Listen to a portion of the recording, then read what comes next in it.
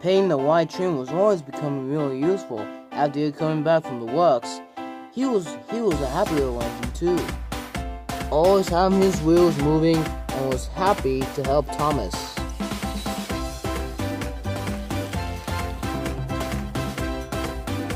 Meanwhile, he arrived and was meant to see Thomas. Just as the cars blew and Thomas puffed away happily. Payton was happy that he was helping his friend Thomas. One day, once Payton arrived back to his sheds, he saw James there. "Hurry up, slow coach," whistled Payton. Chuckled Payton. You are in a hurry now. You are late." But James was cross. You in a hurry," snapped James. "I am gonna be a really useful one. I should take these trucks all the way to the shunting." "Is that so, James?" teased Payton. "Ha!" snapped James. "I will be really useful and you are," said. I am very quick engine, you know." Payton was cross. Before he could say another word, James puffed angrily away.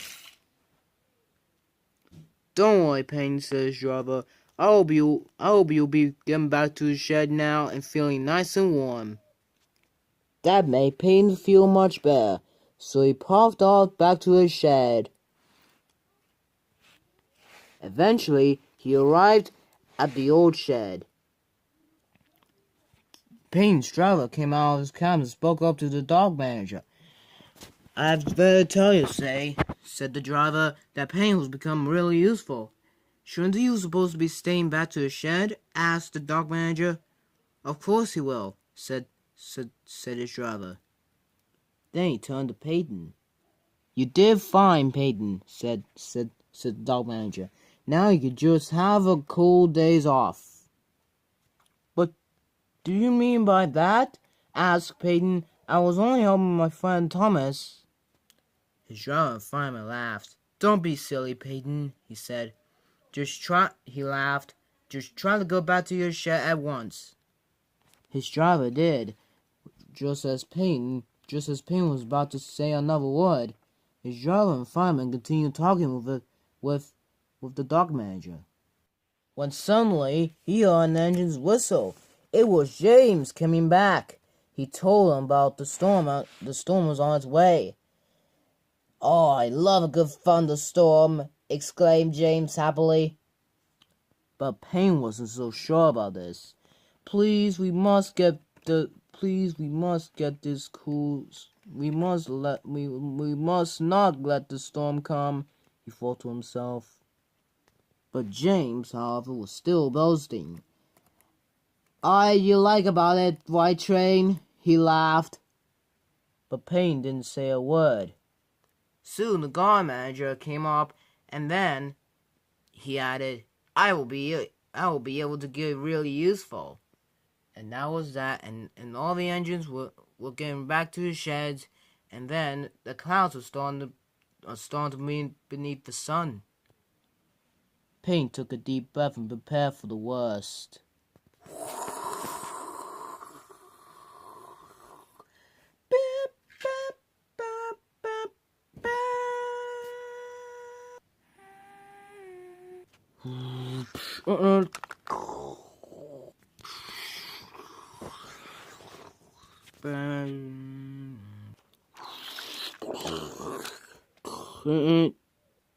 Boom, boom, boom.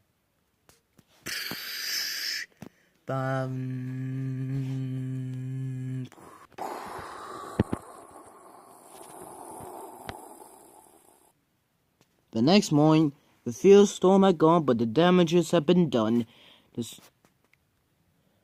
James and Payton haven't got enough sleep. They have been silent. They have been wondering if they have been scared for half the night, even when the shed might fall on them. Payton was still worrying about his coal train, but wondered no more when he saw the state of the harbor.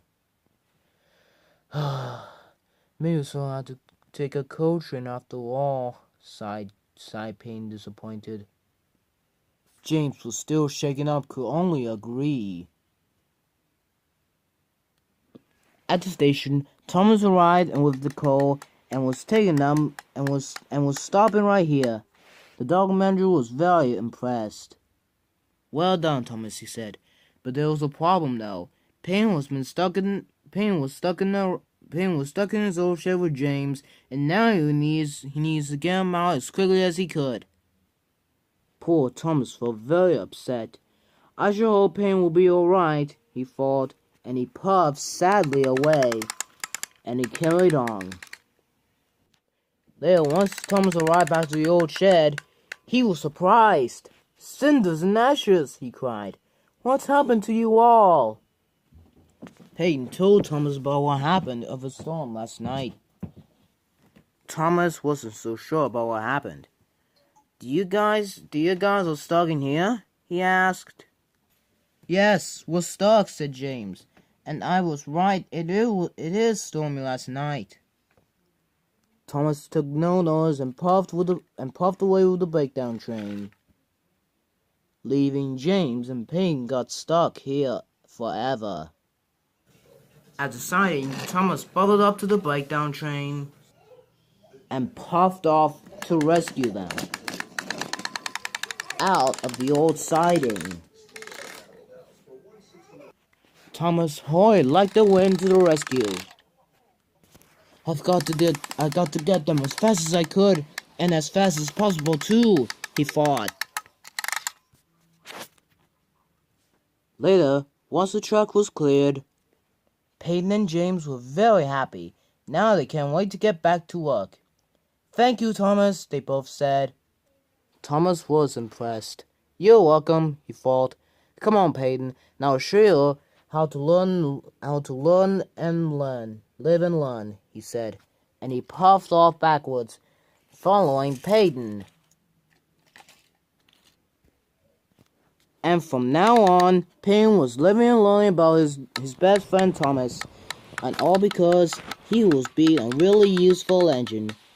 Do do do do do do do do do do do do.